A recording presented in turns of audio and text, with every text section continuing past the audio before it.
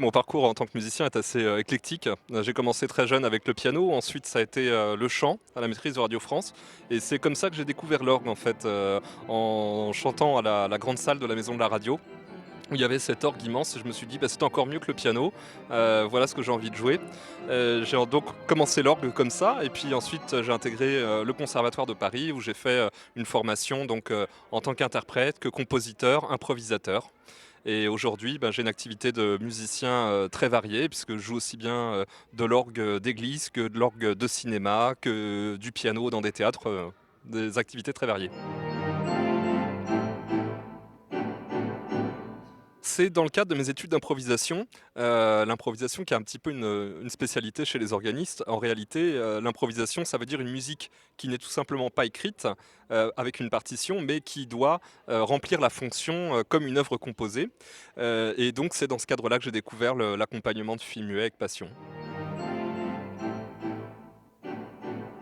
C'est toute la magie justement de l'improvisateur et tout le travail aussi puisque, la musique a effectivement un rôle sur le film. Elle va, soit servir le film, soit le desservir, selon qu'elle soit ou non, adaptée. Donc on a un véritable co-travail avec, des réalisateurs qu'on ne rencontre pas, mais, on travaille vraiment avec eux.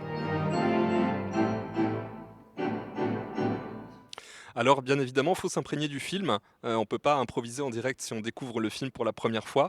Il faut donc, le regarder plusieurs fois parfois, choisir ce qu'on a envie, quel éclairage on a envie de donner au film, quel personnage on veut mettre en valeur, quel, type d'action et ensuite après on va se concentrer sur un type de musique qui va correspondre à ce qu'on veut donner comme éclairage. La difficulté, c'est qu'il n'y a pas de gomme, il n'y a pas de possibilité de revenir en arrière et lorsque vous improvisez, pendant un film qui va durer par exemple 2 heures, à partir du moment où vous jouez la première note, il n'y a pas de pause pendant 2 heures.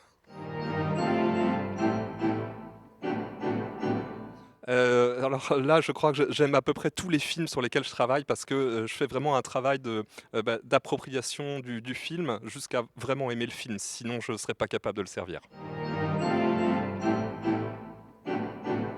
La meilleure BO de film, bah, c'est celle que je vais vous jouer certainement. C'est un instrument assez typique. Alors moi, j'ai été amené à faire des ciné-concerts, alors sur des pianos, sur des orgues classiques, sur des orgues de cinéma et celui-ci d'un petit peu un orgue qui permet à la fois de jouer comme un orgue classique, comme un orgue d'église, puisqu'il y a donc une partie à tuyau qui est derrière, cachée derrière l'écran et toute une partie, numérique qui permet effectivement de reproduire des sonorités, d'orgue de cinéma, et ainsi que même d'autres sons. Vous avez pu entendre pendant le film des coups de tonnerre, des coups de fusil, des choses comme ça. Voilà, donc nous sommes à la console de l'orgue hybride qui est un petit peu le tableau de bord. Alors ça ressemble à une console d'orgue tout à fait classique, qu'on peut jouer donc de manière classique. Il y a la possibilité de préenregistrer des combinaisons. Vous entendez donc là l'orgue sonner comme un orgue d'église.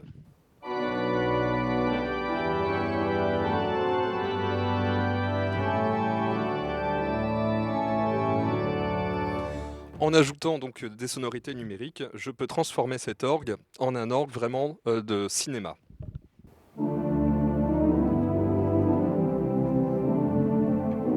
Bien évidemment, sur les différents claviers, on a la possibilité de mettre différentes sonorités, par exemple des percussions ou alors des cuivres. Voilà, et en changeant de clavier et de registre, je vais pouvoir, refaire un petit peu comme une sorte, d'orchestre et puis je vais être aidé avec ces pédales basculantes qu'on appelle des expressions qui vont, faire, diminuer le son ou au contraire augmenter, pour faire donc des effets que je vais pouvoir commander avec les pieds, plus le registre de pédales qui va me permettre encore d'avoir d'autres sons, jusqu'à des sonorités, totalement inusuelles, des sons totalement synthétiques par exemple.